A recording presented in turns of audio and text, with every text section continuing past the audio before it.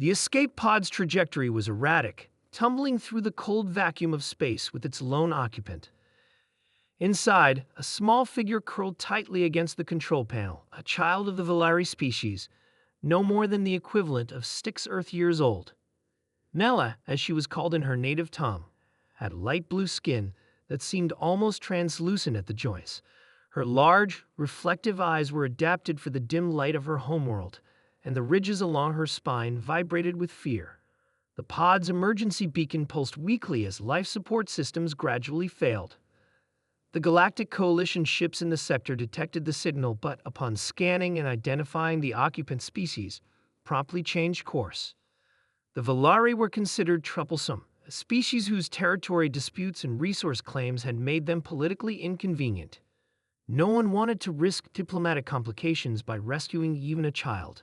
It was the human vessel Horizon that finally responded. Captain Tom Reed, a weathered man with 30 years of deep space experience, diverted his ship the moment they received the distress call.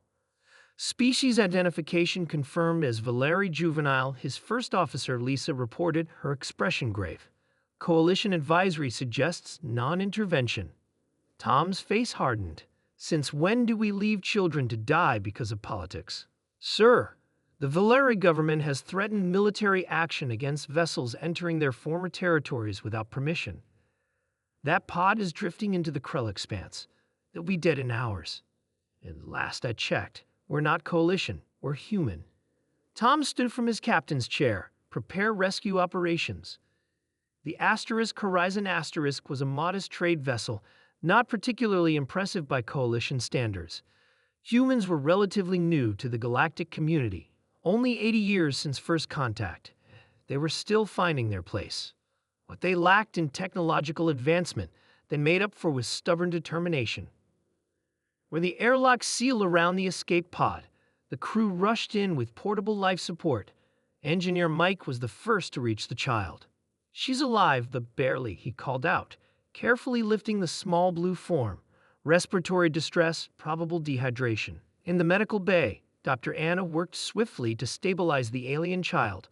Though Valari physiology was different from human, the basic principles of treating shock were universal. The child's eyes fluttered open, reflecting the overhead lights like twin mirrors.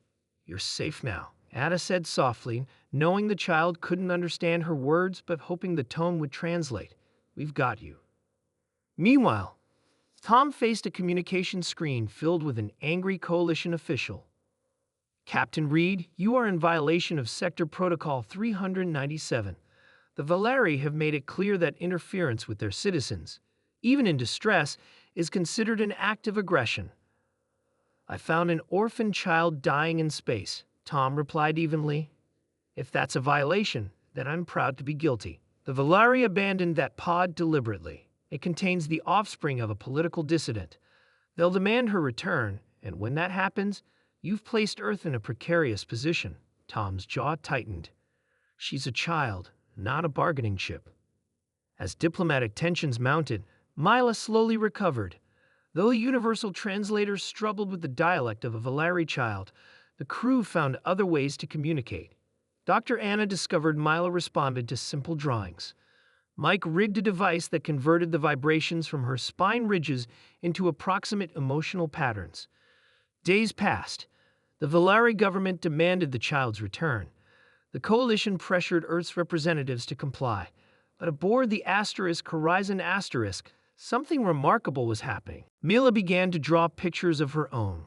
Images of explosions, of adults being taken away, of being placed in the pod by someone with tears in their eyes. Her story emerged in fragments, a political purge, parents who sacrificed everything to save their daughter, a desperate launch into the unknown. They sent her away to save her, Anna realized. They knew she'd die out there. "Unless someone like us found her," Tom added quietly. When the Valari battlecruiser finally intercepted them at the edge of Earth's solar system, the crew stood united on the bridge. Mila clutched Anna's hand, her spine ridges vibrating in fear. The Valari commander's face filled the view screen, mandibles clicking in barely restrained anger. "Return the child immediately," the commander demanded. "She is property of the Valari Directorate. She is a person, Tom countered, with rights recognized under Earth's Charter of Sentient Beings. We've filed for emergency guardianship. You have no authority. Actually, interrupted a new voice as another ship appeared on sensors. It was Ambassador Jones from Earth Central. We do have authority. Earth and 15 other non-coalition worlds have signed an emergency measure recognizing political asylum for sentients of all ages. The Valari commander hissed, "The coalition will never." "The coalition doesn't speak for humanity," Jones said simply, "nor for the growing alliance that believes childhood is sacred across all species. You'll find our ships are prepared to defend that principle." Indeed, behind the ambassador's vessel, a small but determined fleet of Earth ships had assembled, a show of force that made the Valari commander hesitate. 3 months later, Mala attended her first day at the Interspecies Children's Center in Geneva. Her foster parents, Anna and her husband, watched nervously as she approached a group of human children. For a moment, there was awkward silence. Then a small boy offered her a crayon. "Want to draw?" he asked. Mila took the crayon, her spine ridges vibrating in what they now recognized as happiness. Across the galaxy, the Mila Doctrine was being debated in the Coalition Assembly. Some called it human interference. Others named it the first step toward a more compassionate galactic community. On Earth, they simply called it the right thing to do.